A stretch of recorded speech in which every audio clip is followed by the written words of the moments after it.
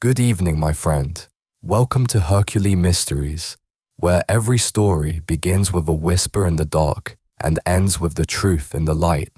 Tonight's tale takes us to the heart of rural England, where the mists roll low across the meadows and an iron bridge spans a quiet river that has seen more secrets than it has ripples.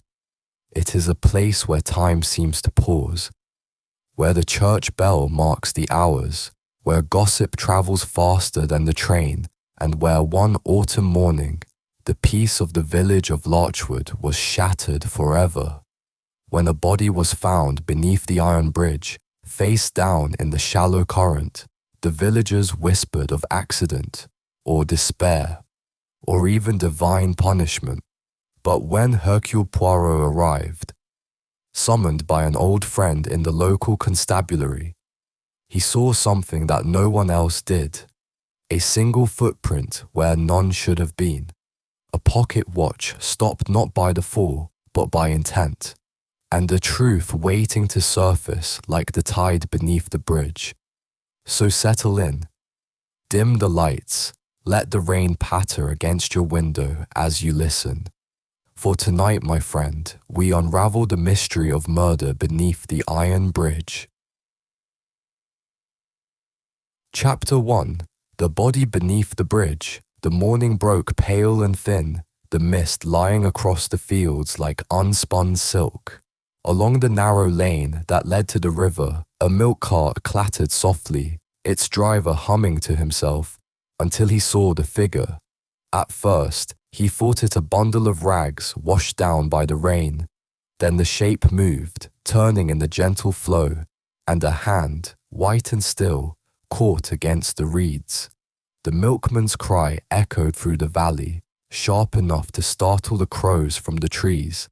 By the time the constable arrived, the mist had lifted just enough to reveal the scene. A man, middle-aged, well-dressed, lying half-submerged beneath the black arches of the iron bridge. His hat had drifted downstream. His pocket watch hung from its chain, glinting faintly in the morning light. The constable took off his cap and muttered a prayer. "Poor devil must have slipped," he said to no one in particular. "Bridge gets slick this time of year." But when they turned the body over, something strange caught his eye. The man's expression was not peaceful, not even surprised. It was frozen in terror, and there, just above the collar of his coat, was a bruise, round and dark, a mark that spoke not of accident, but of force. News travelled fast in Larchwood. By midday, the little tea shop by the green was full of talk. Old Mrs. Pembury swore she'd heard a scream the night before. The vicar's wife said it was a suicide brought on by sin. And the postmaster, who fancied himself a man of reason, declared that no decent man walked by the river after dark. Not since the war, anyhow. At 3 o'clock, a small motor car rolled into the village, its tires crunching over gravel. From it stepped a neat, compact figure in a grey overcoat, bowler hat set at a perfect angle, and a small valise in hand. Hercule Poirot had arrived. He was greeted at once by Inspector Lestrade, not the London Lestrade, but his cousin, a broad man with a florid face and an honest manner. "Ah, Poirot, I thought this one might interest you," he said, shaking his head toward the bridge. "Looks simple, but it doesn't feel simple, if you know what I mean."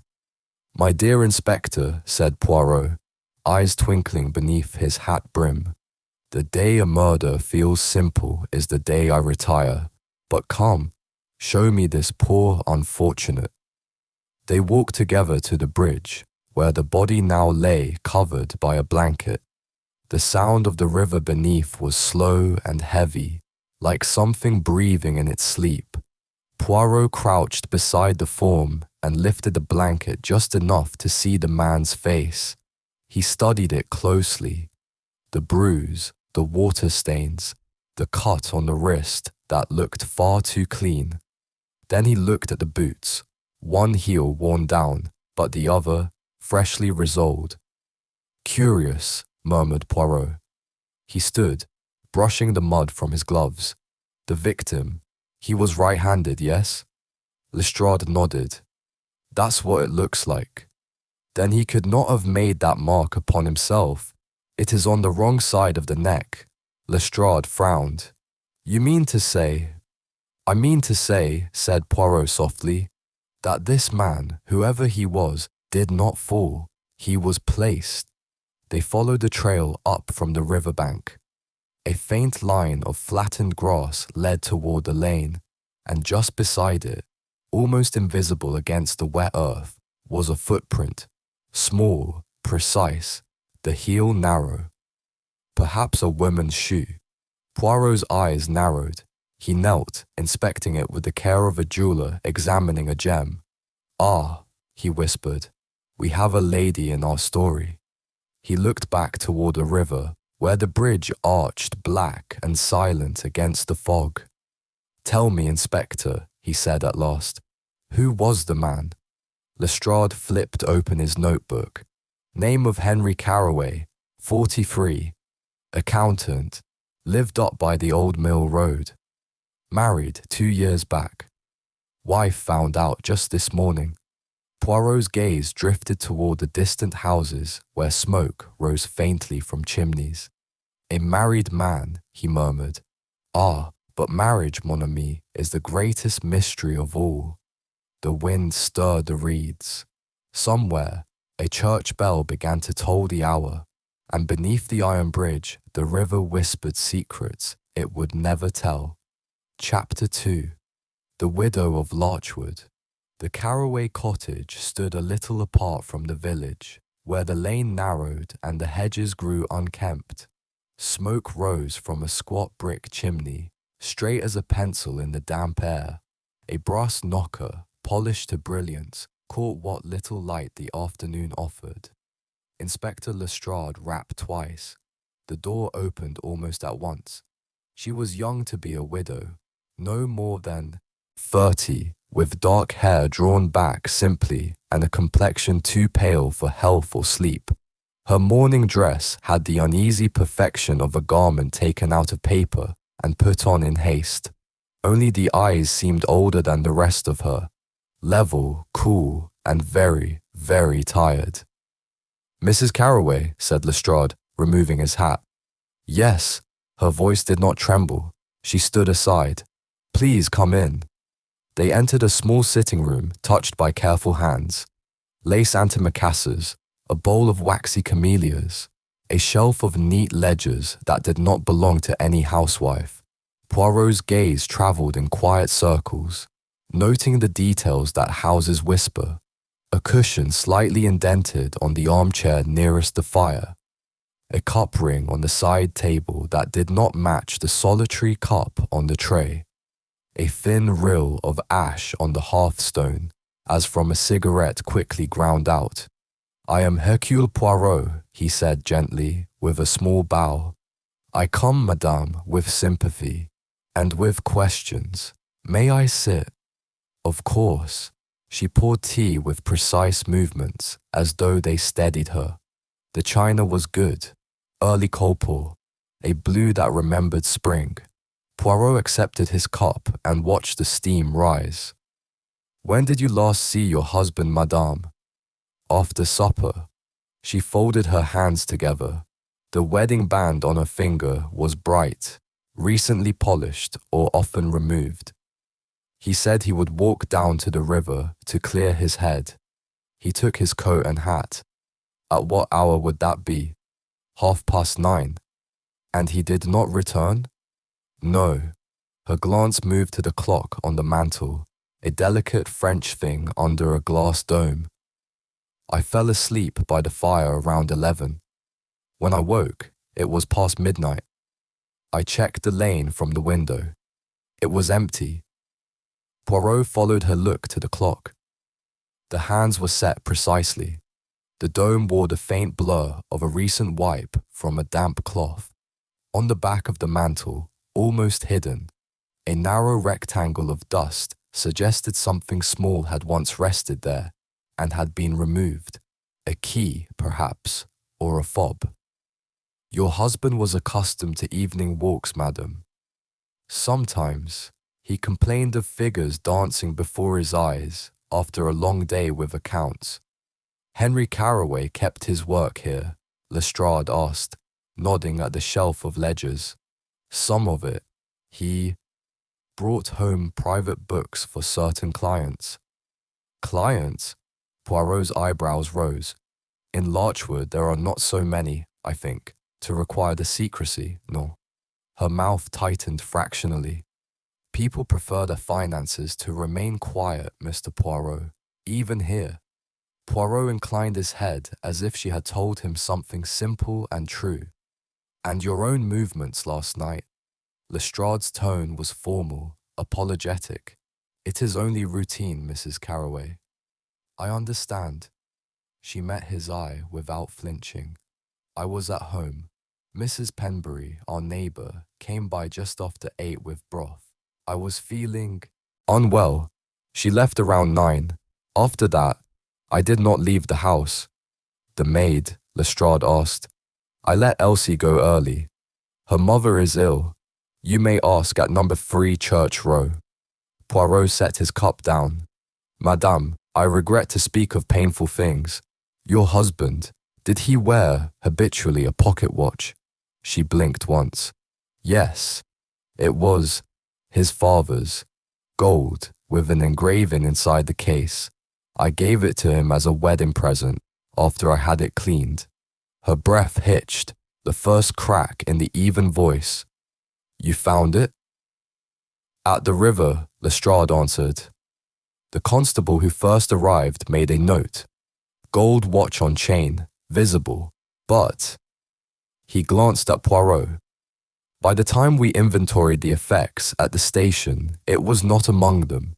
Something in the room went very still. The clock's tiny escapement ticked like a distant footstep. Not among them, she repeated quietly. It is possible, Poirot said softly, that in the confusion, an item was overlooked. It is also possible that someone removed it between the river and the station. She looked down at her hands.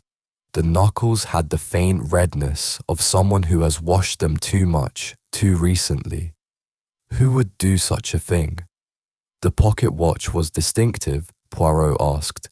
Yes, the case is smooth, no crest. Inside an engraving, H&M, Henry and Margaret. There is a tiny bruise at 11 o'clock on the face, from when it fell years ago. She hesitated. It clicks twice before it whines. Poirot's eyes warmed, as if she had given him a treasure. Vous voyez, Inspector, the details, they are the little soldiers that march us to the truth. Lestrade cleared his throat. We'll speak to the men who helped carry Mr. Carraway, and the constable, and anyone who might have passed by. Please do, she said, not pleading, not icy, merely final. Poirot stood, took 2 steps, and paused before a framed photograph on the sideboard. It showed Henry Carraway, solid and smiling, beside a narrow-shouldered man with a sharp parting and restless eyes. On the back of the frame, the dust line was fresh. The picture had been lifted recently. This is your husband with Mr. Lionel Dacre, she said, too quickly. An old friend, they were boys together. And he is in Larchwood now? He came up from London 2 days ago. He left yesterday afternoon on the 3:15. Curious, Poirot murmured, to travel so far for so short a time. He had business. He visited to congratulate Henry. My husband had secured a new contract with the mill. Poirot's gaze slipped to the ledgers. 1 volume on the end sat a hair's breadth forward of the rest. He drew a gloved finger lightly along its top edge. A clean band showed it had been removed recently. On the desk lay a silver letter opener and a spool of black ribbon, the sort used to secure watch keys. You keep house well, madame, he said. Order. It is a mercy when the heart is disordered, n'est-ce pas? Her mouth quivered, almost a smile, almost a wince. I try. A soft knock sounded. The door opened to a girl in a brown coat, cap crushed in nervous fingers. Beg pardon, ma'am. Inspector sent for me. Elsie, from Church Row. Come in, Elsie, Lestrade said. We won't keep you long. She darted quick glances at Poirot, at the widow, at the clock. I left at 7:30, sir. Mrs. Carroway told me to go. Mr. Carroway was not home yet. She swallowed. Saw him yesterday at noon. He was cheerful like. Said he'd be late. You saw anyone near the cottage later? Lestrade asked. No, sir. Only a motor car near the lane about 9. Dark. Stopped a minute, started again. Which way did it go? Poirot asked gently. Toward the bridge. Did you notice the driver? No, sir, but I heard a whistle, 2 short notes, like a signal. Mrs. Carroway's hands tightened until the knuckles blanched. Merci, mademoiselle, said Poirot. You have been of service. He turned to the widow. One last question, madame, if you will permit. She inclined her head. Your husband wore gloves. He pointed to a small porcelain dish by the door. It was empty, but a faint oval of lighter paint beneath it suggested something had rested there often. On the table beside it sat a single leather glove, left hand only, damp at the cuff. He did, she said, though he misplaced them constantly. Poirot lifted the glove delicately. Only the left, he murmured. And wet. From the lane, or the river. From the pump, she said quickly. I rinsed it this morning. It had mud. Poirot's eyes flicked, quick and kind, over her face. He replaced the glove as if setting down a clue only he could see. They took their leave. At the threshold, Poirot paused. Madame, you have courage. Grief. She makes the house echo. If there is anything you recall, any trifle, send word. It is always the trifle that unlocks the door. After the door closed, the 2 men stood a moment in the chill. The hedgerows dripped. Somewhere far off, the river moved with its long patient sound. Well, Lestrade asked. Poirot's gaze returned to the window where the widow's figure passed like a shadow across the curtain. She is brave, he said, and very careful. Too careful. There was a second cup on the tray, recently washed, the ash on the hearth, cigarette, not pipe. Mr. Carroway did not smoke at all, I think. The air of the room does not hold the memory. The photograph, lifted, studied, replaced, and the ribbon on the desk, the kind that secures a watch key. You think someone came to see her last night? Someone came, said Poirot softly. Or she went to someone. Before midnight, I am less certain. But this I know, the pocket watch glittered by the river at dawn. By noon, it had vanished. When an object goes missing between discovery and inventory, I ask myself, who needed it to be gone? The murderer, to conceal a time, or a wife, to protect a husband's secrets, or a friend, to protect his own? Lestrade grunted. We'll speak to this Lionel Dacre. Naturellement, and to Mrs. Penbury, who brings the broth and the news, and to the men at the mill, where new contracts appear like mushrooms after rain. He glanced back at the cottage. But first, mon ami, just one little visit to the iron bridge. There is a whistle with 2 short notes. I should like to hear what the river makes of that music. They set off along the lane, the damp hedges brushing their sleeves. Behind them, a curtain stirred in the Carroway window, then fell still. In the sitting room, the French clock ticked on, serene, indifferent, counting the steps of the living and the silence of the dead. Chapter 3. The Bridge and the Whistle. The iron bridge crossed the River Larch where the land dipped low and the fog clung longest. It was an old structure, Black girders, riveted and rusted, spanning the slow brown current like a relic from another century. Beneath it, the water murmured against stone piles, and weeds trembled in the steady wash. Hercule Poirot stood at the edge of the path, hat tilted against the drizzle, his gloved hands resting lightly on the rail.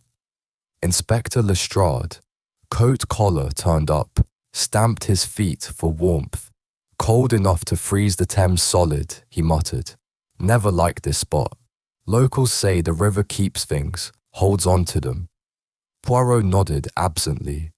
Ah, yes, rivers. They are the great rememberers, mon ami. They see everything, forget nothing, and speak in whispers no man understands.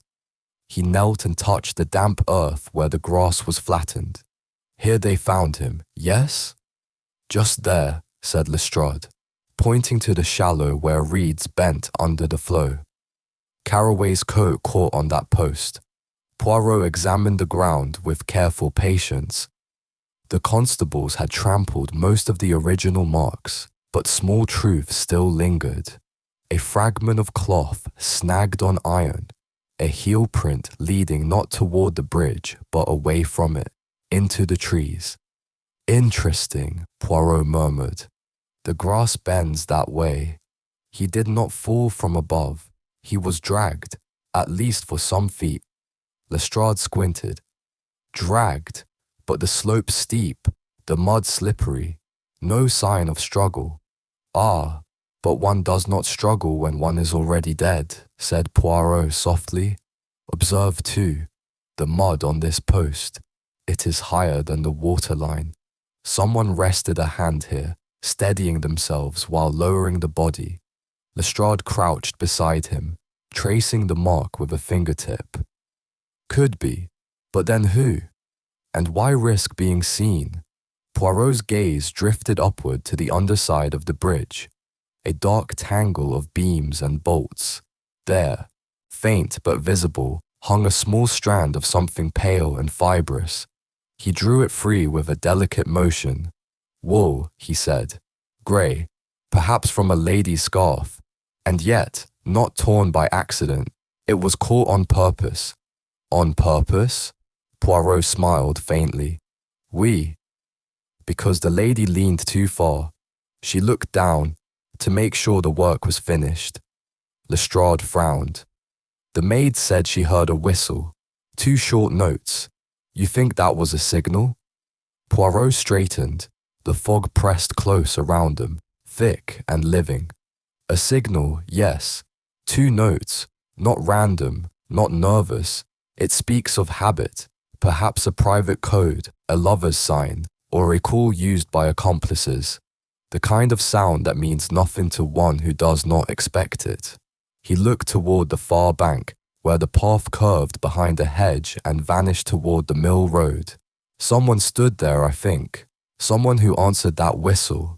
A splash broke the silence.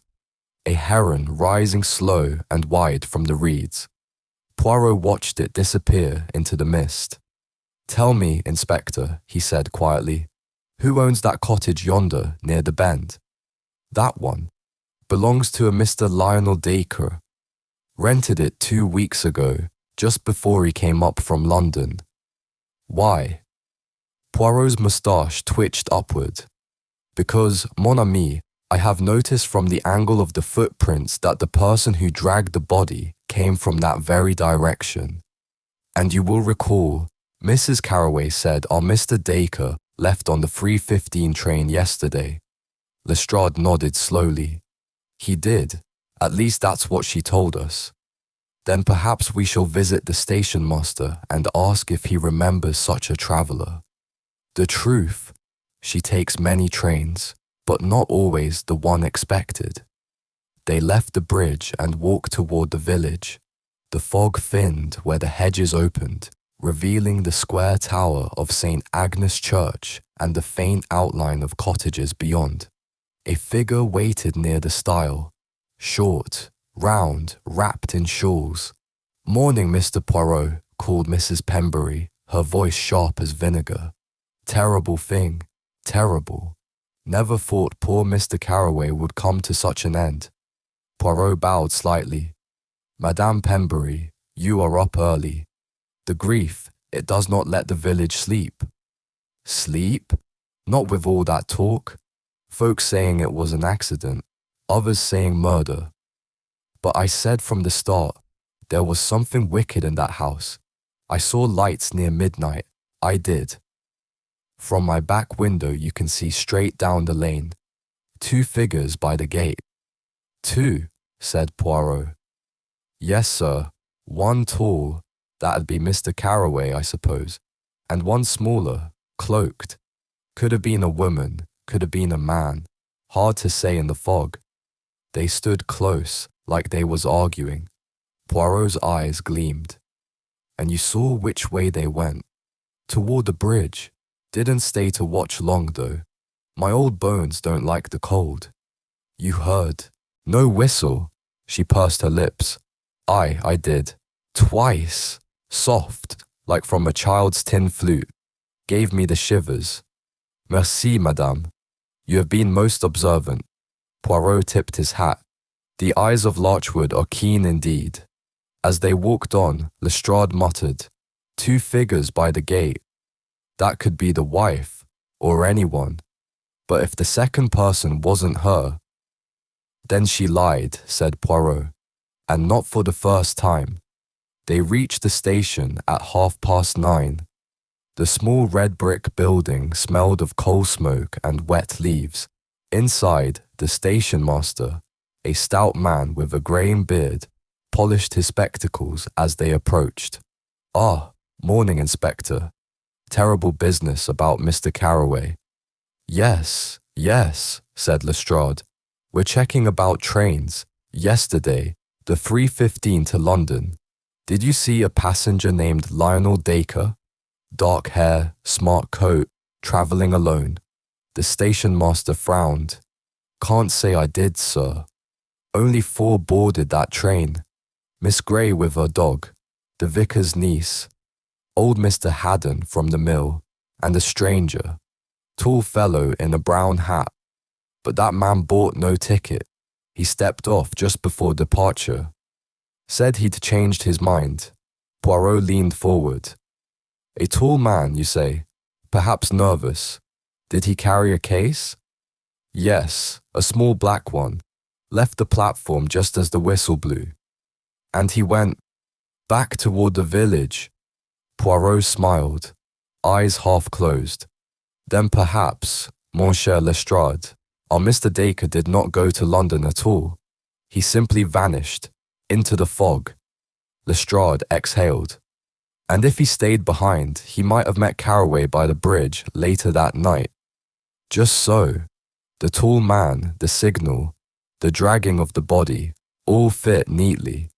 Poirot's gaze drifted to the timetable pinned on the wall. But let us not forget the lady's glove, nor the missing watch. One kills for jealousy, yes, but also for time, when time itself condemns. They left the station, the road glistening ahead.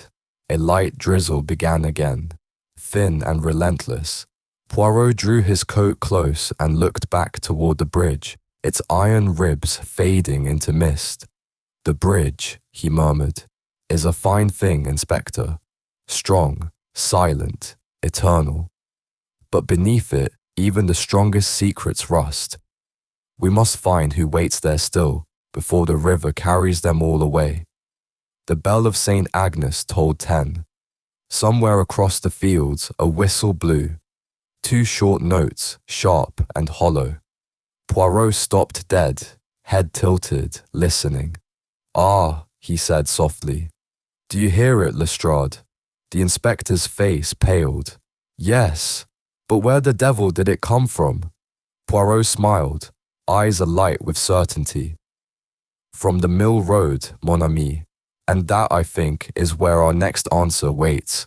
He set off through the fog, quick and sure, his small figure cutting a neat path toward the sound.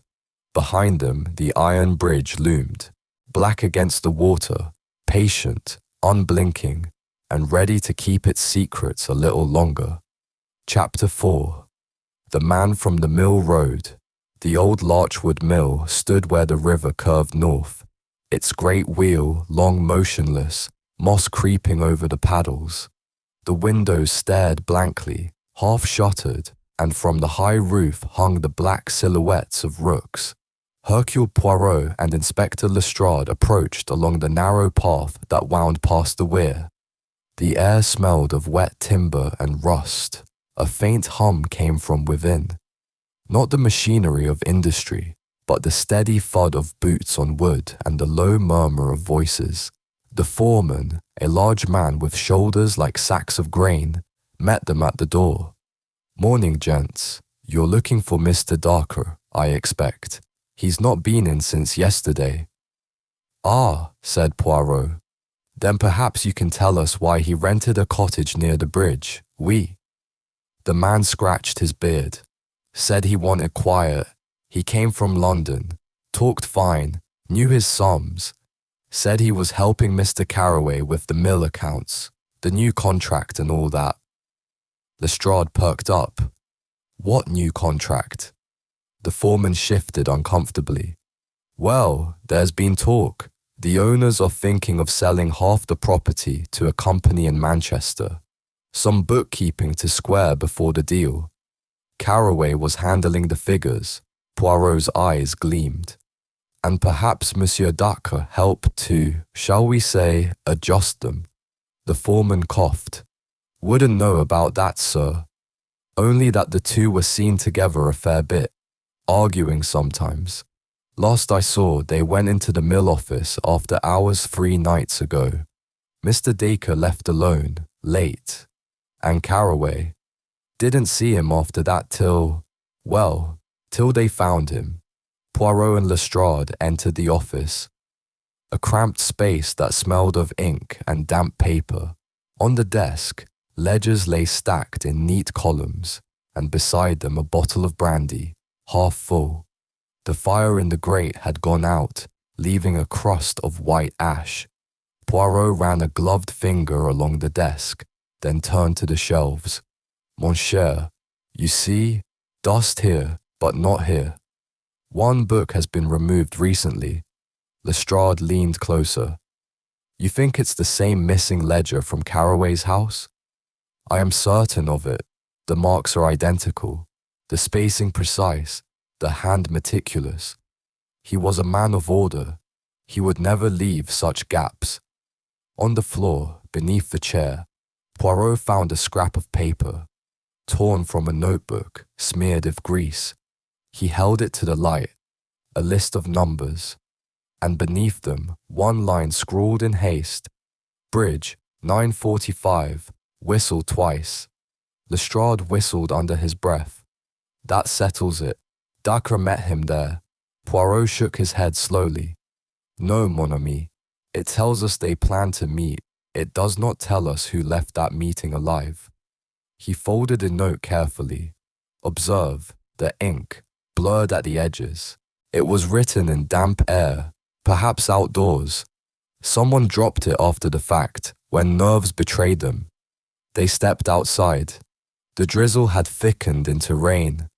Across the yard, a thin figure hurried toward a shed, shawl drawn tight.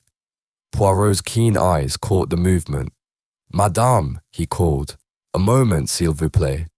The woman froze, then turned slowly. Her face was narrow, her eyes quick and anxious. "Yes, sir?" Lestrade approached. "Name?" "Lucy Foyle. I keep the accounts for the foreman. Only part-time." Poirot bowed slightly. "And perhaps you also kept the company of Mr. Dacre?" Her breath hitched. I knew him. He was kind, said he'd find me work in London. Ah, the promises of men, they are like smoke, n'est-ce pas? And did you see him last night?" She hesitated. "No, sir. Not since yesterday afternoon.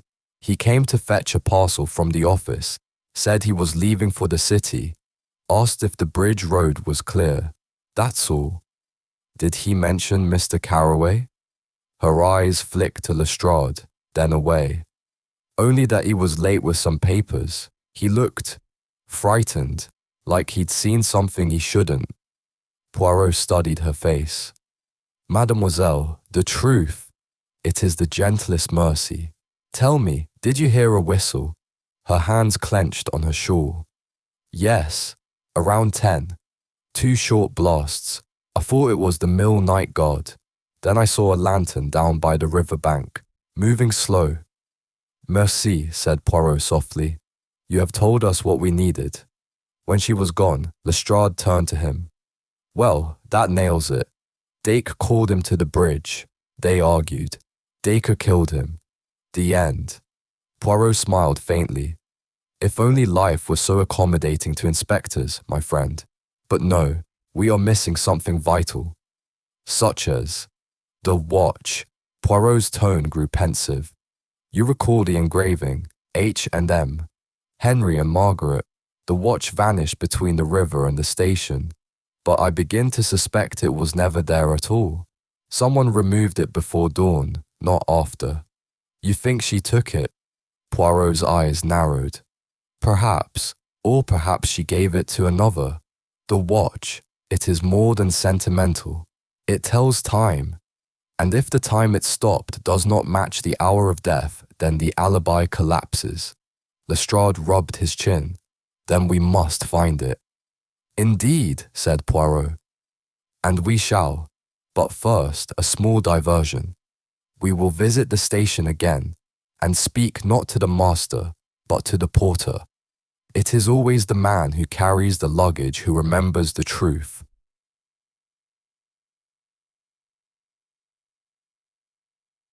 They returned through the rain to the village. The porter, a thin man with a red nose, stood by the coal bins polishing his lantern. Morning again, sir, he said cheerfully, still asking about that gentleman what changed his mind. Oui, said Poirot. The tall man with the brown hat. Oh, I remember him. Stood by the ticket window, muttering to himself. When the train came in, he paced like he couldn't decide. Then, just before it pulled out, he gave me a coin and said, Forget you saw me. Odd that. Did he have luggage? Just a small case. He opened it for a moment. I saw papers inside and a gold watch. Poirot's eyes glittered. A gold watch? Yes, sir. He checked it twice, then snapped it shut. I remember because it clicked. Funny sound, like 2 clicks instead of 1. Lestrade and Poirot exchanged a look. Merci, my good man, said Poirot. You have been most helpful. When they stepped back into the rain, Lestrade's voice was tight. That settles it, Poirot. Dacre had the watch. Maybe Carraway caught him cooking the books. There was a fight, and Poirot raised a hand. Patience. The murderer often stands close, not far. And I have learned something curious. Dacre may have fled, but he left behind a trail as wide as the river. He looked toward the distant bridge, black against the wet horizon. Come, mon ami. We will visit the cottage Dacre rented, and perhaps, if fortune smiles, we will hear once more the whistle of the river. They set off down the road. The rain softened to mist again, and in that mist the bridge loomed like a sentinel. The river below whispered secrets to the reeds, and somewhere between its sigh and its silence, a gold watch ticked, unseen, unheard, marking the slow countdown to the truth. Chapter 5. The cottage by the bridge. The cottage stood alone at the bend of the river, where the fog thickened and the sound of the water never ceased. Its windows were shuttered, its path overgrown with nettles, and a lantern still hung by the door, long since extinguished, but faintly swaying in the wind. Poirot paused before entering. The air smelled of iron, soot, and damp paper. A man rents a house for peace, he murmured, but finds only silence, the kind of silence that waits for someone to listen. Inspector Lestrade pushed open the door. It creaked like something reluctant to give up its secrets. Inside, the room was small. a writing desk, a narrow bed, a single chair by the hearth. Dust lay thick, yet one corner of the carpet showed a fresh scuff where furniture had been moved recently. Poirot went first to the mantelpiece. On it stood a cup, half filled with cold tea, and beside it a cigarette butt crushed with deliberate care. He picked it up delicately with his gloved fingers. Egyptian, he said. A brand not sold in Larchwood. Our Mr. Darker, he smoked only Turkish blend. This is someone else's. Lestrade glanced at the ashtray. Could be Carraway's. No, Poirot said. Carraway did not smoke. His house smelled of polish and ink, but no tobacco. So, Inspector, we must ask, who sat here with Mr. Dacre before he vanished? He knelt by the desk and opened a drawer. Inside lay a sheaf of papers, letters, torn receipts, and one small envelope marked simply with an M. The flap was unsealed. Inside, folded neatly, was a note written in a woman's hand. I cannot bear it any longer. If you mean to do it tonight. Afterward, it must look like an accident. You understand what is at stake. M. Lestrade exhaled. M for Margaret Carraway. Poirot folded the note carefully, returning it to the envelope. Or perhaps M for mercy, or menace, or merely misdirection. But yes, it is our widow who signs her letter thus. And you see, she speaks of an act that must look like an accident. He moved toward the bed. The coverlet was smooth, but beneath the pillow, his hand found a corner of a small case. He drew it out, black leather, scuffed, with a faint smell of oil. Inside, wrapped in a handkerchief, was a gold pocket watch. Lestrade's jaw dropped. The watch? You found it? Poirot nodded. Indeed, but look closely.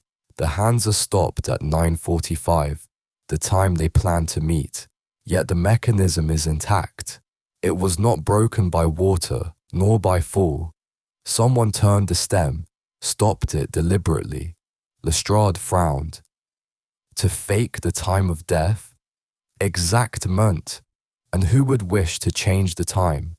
The killer to shift suspicion, or the accomplice to preserve an alibi. But consider, who knew that the meeting was set for that precise hour? Only two people, Carraway and Dacre. He replaced the watch and turned toward the fireplace. Something glinted faintly among the ashes, a shard of metal, small and curved. Poirot took it up with his tweezers. A watch key, he said softly. Burnt at the edge. You see how it bends? It was heated, perhaps to destroy the engraving it bore. Lestrade bent closer. You think Dacre tried to erase the initials? Or someone tried to erase Dacre, Poirot replied. This, I think, was done after the murder. He stood and dusted his hands. Observe also the mud by the door. A single set of prints, small, narrow, with the heel worn down. We have seen such prints before, near the river bank. The same shoes. Lestrade's eyes widened. The same as the ones Poirot found that first day. The woman's footprints. Poirot nodded gravely. Yes, and now we know whose they were. They stepped back outside. The rain had stopped, leaving the air heavy and still. Across the field, the iron bridge loomed, black ribs against the mist, reflected faintly in the water below. Poirot turned his gaze toward the village. Inspector, you will find that our widow, Mrs. Carraway, told us one little lie too many. She said she never left her house after 9:30, yet her footprints walk from this door to the river and back again. She met Dacre. Perhaps she came to plead, perhaps to accuse, but one does not carry a burnt watch key in one's pocket for sentiment. Lestrade rubbed the back of his neck. You think she killed him? Poirot's eyes softened. Ah, mon ami, the heart is capable of both love and cruelty. It may kill to protect itself or to punish another. I think she played a part, yes, but whether she struck the blow or merely arranged the stage, that we must still learn. A sound interrupted them, faint, metallic, two short notes, clear and close. The whistle again. They turned sharply. From behind a hedge near the river path, a figure darted, slender, cloaked, moving quickly through the fog. Poirot's hand rose. Stop! Lestrade ran forward, but the figure slipped out of sight, vanishing toward the woods. Only the echo of footsteps and the rustle of reeds remained. Poirot stood still, listening. Do you hear, Inspector? The whistle calls and someone answers. This mystery, she is not yet done. He looked once more at the dark water beneath the bridge. Tomorrow we shall call upon the widow again. Tonight, let us leave the dead to their dreams, and the living to their lies. The wind picked up, rattling the iron rails overhead. The river sighed like a restless sleeper. And in the abandoned cottage, the stopped watch ticked once, faintly, impossibly, as if time itself had stirred. Chapter 6. The widow's secret morning came dull and grey, the kind of light that steals colour from everything it touches. The mist still clung to the hedges, and in the distance the bell of St. Agnes tolled the half-hour as Hercule Poirot and Inspector Lestrade approached the Carroway cottage once again. Mrs. Carroway received them in the parlour. The fire had not yet been lit, though the chill hung in the air. Her black dress was immaculate, her hand steady on the teacup that she did not drink from. Monsieur, she said softly, I did not expect you so soon. Poirot bowed. Forgive us, madame, but murder, she does not respect the clock. We come because the night has whispered something new. Her eyes flicked up, wary. The night? Yes. She spoke of the bridge, of a meeting, of two whistles in the fog. Mrs. Carroway's fingers tightened around the cup. I told you, she said quietly. I did not leave the house. Poirot set his hat down carefully on the table. Then I fear, madame, the mud upon your shoes must be a liar. For the first time, her composure faltered. A tremor passed through her lips. I do not say you killed your husband, Poirot continued gently, but you met someone last night at the cottage near the bridge. Perhaps Mr. Dacre? Silence. The only sound was the faint tick of the clock on the mantel. Poirot watched it with interest. You have wound the clock again, I see. It was stopped yesterday at 9:45. She glanced at it, as though seeing it for the first time. Yes, she whispered. It stopped. I must have forgotten. Poirot's eyes gleamed. Ah, but the forgetting. It is never accidental. You see, madame, we found your husband's watch. It too was stopped at 9:45. How curious that both timepieces in your house share the same moment of silence. She looked down, pale as the ashes in the grate. You found it? Yes, in Mr. Dacre's cottage, hidden under his pillow. Her head snapped up. Then he... Perhaps, said Poirot, or perhaps you placed it there after. The room seemed to shrink. Lestrade shifted his weight uneasily. Poirot took a step closer. You loved your husband, yes? Her reply came too quickly. Of course. And yet, there was unhappiness. Every marriage has unhappiness. But not every wife writes to another man asking him to make her husband's death look like an accident. Her breath caught, sharp, wounded. You found it. I find everything, madame, said Poirot softly. Because I look not with the eyes, but with the heart. She turned away, one hand pressed to her temple. You do not understand. Henry was kind once, before the war. But afterward he changed. The drinking, the debts. I tried to help, but he grew cruel. Mr. Dacre came. He said he could free us both. I believed him. Lestrade's voice was low. Free you? How? Her eyes met his, steady now. He said there was money, the mill accounts. He could shift the figures, sell the property quietly, and start anew. He promised he would take me away once it was done. Poirot nodded slowly. And the husband? He discovered the deception? Yes, she whispered. He found the papers. He went to the bridge that night to confront Lionel. I followed. I wanted to stop them. When I arrived, it was already over. Already over, Poirot repeated. She nodded, trembling. They struggled. Henry fell. I saw the body in the water. Lionel, he said we must make it look like a fall, or they would hang him. I was terrified. I helped him. God forgive me. I helped him drag the body to the shallows. He took Henry's watch, said it would prove the time if anyone doubted. Then he ran. And you? I went home, she said in a hoarse whisper. I scrubbed the mud from my skirt, the blood from my hands. I told myself I had done it for love. But when I woke this morning, I knew he would never come for me. Her voice broke. He used me. Poirot was silent for a long moment, then gently, Madame, when love walks hand in hand with fear, tragedy follows close behind.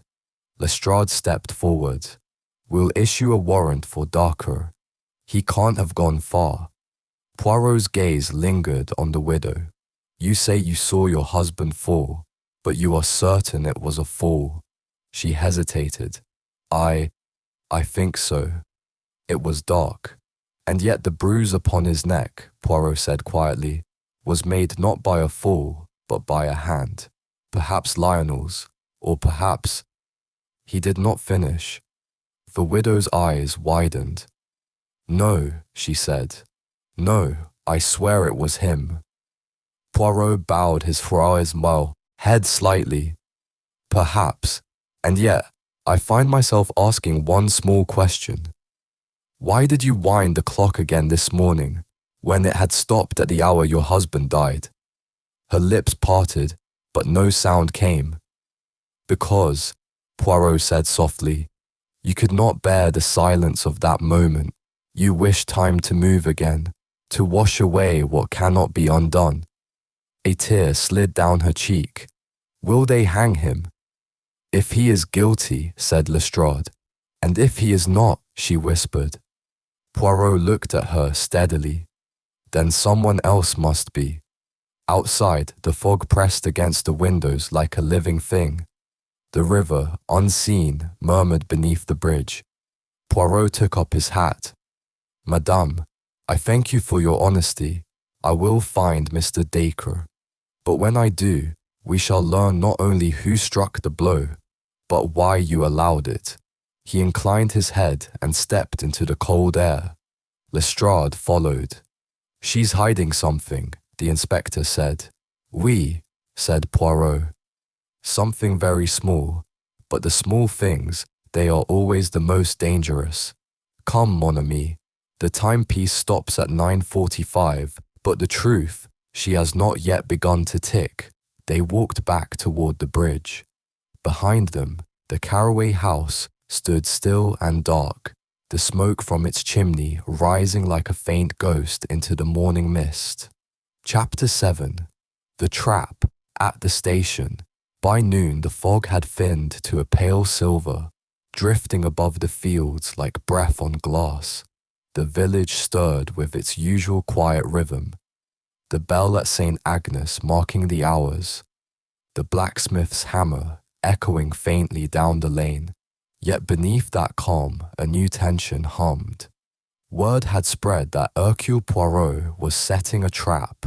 At the small red brick station, Inspector Lestrade paced the platform, his coat collar turned up against the chill. Beside him, Poirot stood serene and composed, examining his watch. 10 minutes to 3, my friend, he said softly. We shall soon see whether our fish will take the bait. Lestrade frowned. You're sure he'll come? We've had men watching every road. If Dacre's still in Larchwood, he's keeping well hidden. Poirot smiled faintly.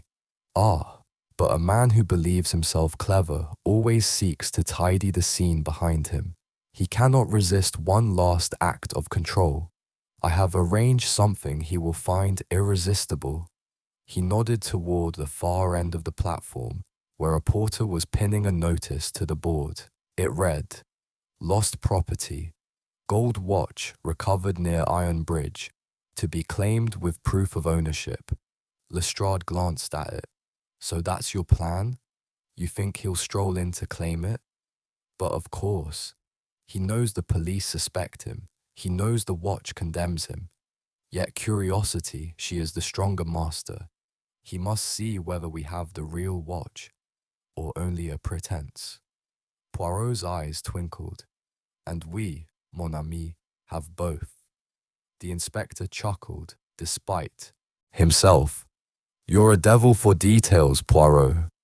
Details, said Poirot, are the steps upon which the truth climbs. They waited. The 3:15 train from London puffed in, its carriages rattling, a burst of steam clouding the platform. A few passengers alighted, a governess with 2 children, an elderly man with a basket, a soldier on leave.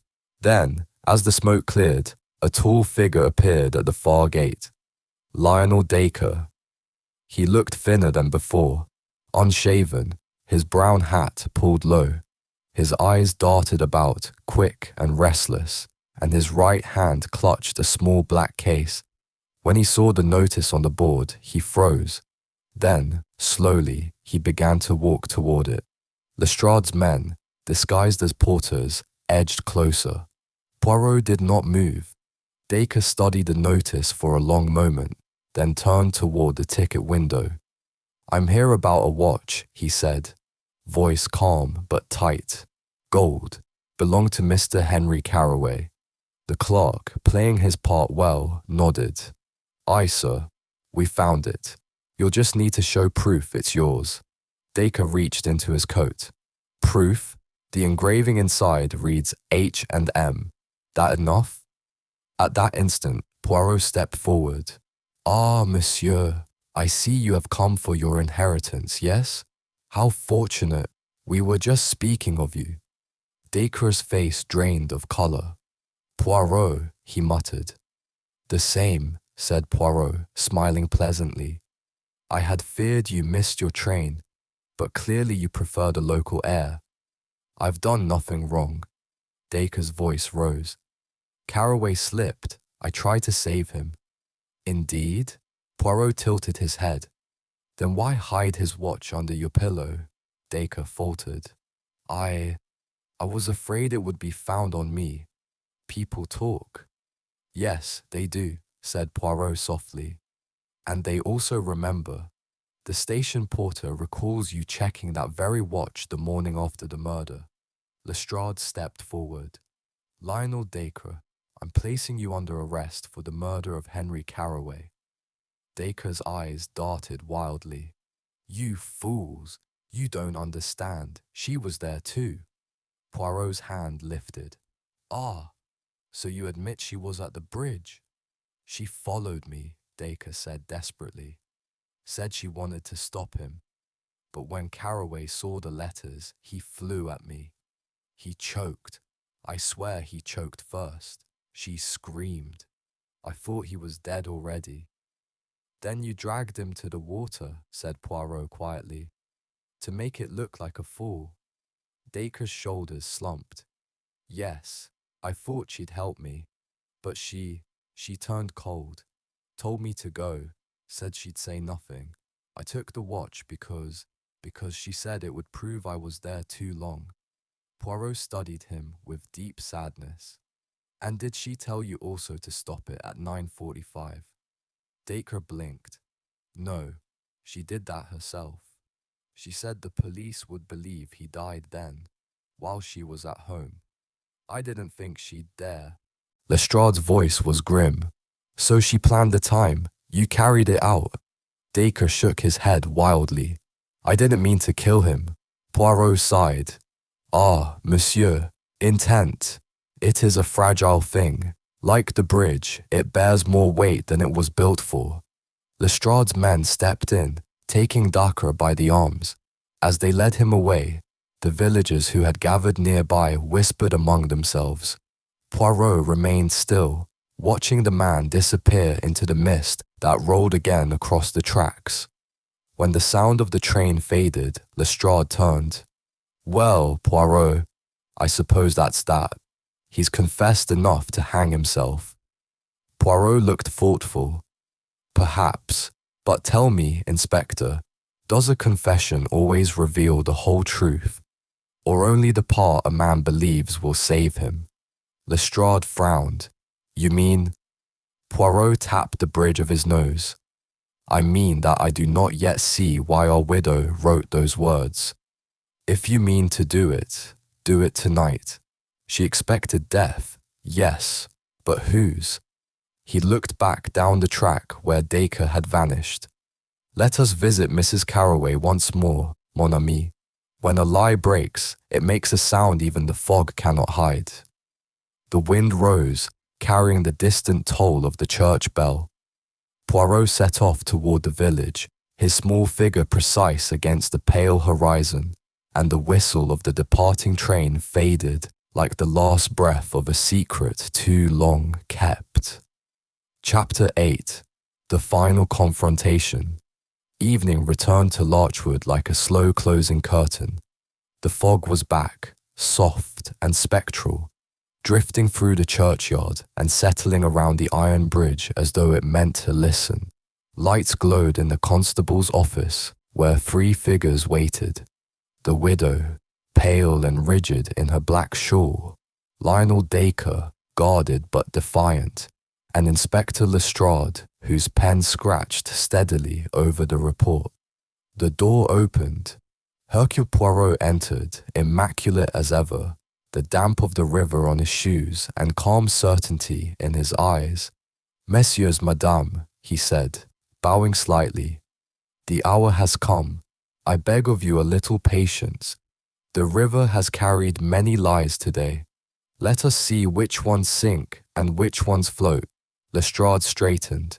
We've got Dacre's statement.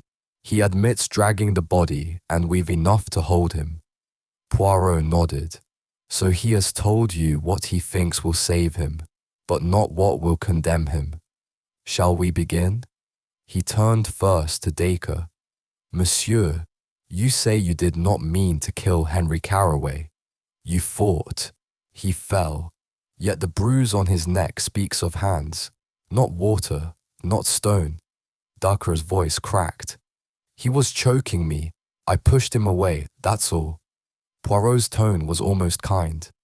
Ah, but you forget the angle of the mark. It was made by a smaller hand, a hand like Madame's. The widow gasped, half rising. No, you cannot. Poirot lifted a hand for silence. Permit me. Madame, I have no wish to wound you. But the truth, she is a patient thing, and I am her servant. He began to pace, precise as the ticking of a clock. Consider the events, if you please. Henry Carroway discovers the fraud at the mill. He summons his friend Dacre to the bridge. They argue. A whistle is heard. 2 short notes. Who else knows that signal? Not Dacre. He denies it. It was you, madame, who used it to call him from the cottage. Mrs. Carroway stared, lips parted. Poirot went on, soft but inexorable. You wrote the letter. If you mean to do it tonight. It was you who set the meeting. You who stopped the watch so the time of death would show your innocence. But alas, the detail. It betrays you. When we found your husband's watch, the stem was turned against the mechanism, as a woman does when winding jewelry, not as a man does by habit. You stopped it yourself. Her hands trembled. I wanted to protect him. I thought if it seemed later. Later, yes, said Poirot. To save Lionel, to save yourself. But in truth, you arrived first. You met your husband there. Perhaps you begged him to let the fraud go. He refused. Words became anger. Anger became fear. And when he seized you, you struck back. Lestrade leaned forward. You're saying she killed him? Poirot spread his hands. I say she did not plan to. But when he fell, she called Dacre, the whistle, the signal they shared. He came running. Together they dragged the body, staged the fall, burned the watch key, and agreed to keep silence. But guilt, she does not sleep. The next day, Dacre fled, and the widow, she wound her clock again, so that time would not stop where her heart had broken. Mrs. Carroway covered her face with her hands. A long, low sob escaped her. It was an accident, she whispered. He struck me. I pushed him away. He fell against the rail. Lionel helped me. I thought it was mercy. Poirot's expression softened. No, madame. It was despair. Mercy comes after truth, not before. Dacre looked up, hollow-eyed. She begged me to hide it. Said they'd hang her if I didn't. Which you did, said Poirot. For love, perhaps. For gain, perhaps. But the law, she sees no difference. Lestrade stood. That's enough. They'll both answer for it. Poirot's gaze lingered on the widow. Inspector, may I ask you one indulgence? She did not murder from greed nor malice. She struck to defend herself. The rest was panic, and a foolish man's lies. Lestrade sighed. The court will decide that, Poirot, but I'll note your opinion. Poirot inclined his head. Merci. It is all I ask. He turned toward the window. Outside, the fog had begun to lift, revealing the faint gleam of the river beneath the iron bridge. You see, my friends, the river has given back its dead. Now it will carry away the lie. He took up his hat, paused at the door, and added, quietly, one must not tamper with time, madame. It is the one alibi that never fails and never forgives. He stepped out into the cold, and the door closed softly behind him. Outside, the world was hushed. The lamps along the lane shimmered in the mist, and from far away came the slow toll of the church bell. 9:45, the hour at which it had all begun. Poirot stood on the bridge for a long while, watching the water move beneath him. Then, as the wind stirred his coat and the iron creaked softly, he smiled, that small, melancholy smile of a man who has once again untangled the truth from the tangle of the human heart. Et voilà, he murmured. Order, at last. The river flowed on, the fog thinned to silver, and Larchwood slipped once more into the quiet that follows every confession. The end. And so, my friend, another case is closed. The river runs quietly again through Larchwood. The fog drifts harmlessly across the bridge, and the lights in the cottage burn only for memory. In the end, it was not greed that killed Henry Carroway, but fear. The fear that lives in every secret we keep too long.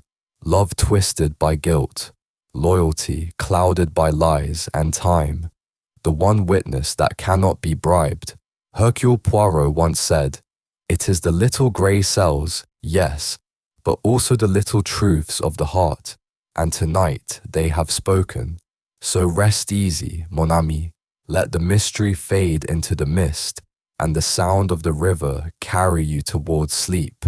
Tomorrow will bring another case, another candle in the dark, and I shall be here, waiting, with the truth tucked quietly beneath my arm. Good night, and bonne nuit, until the next mystery."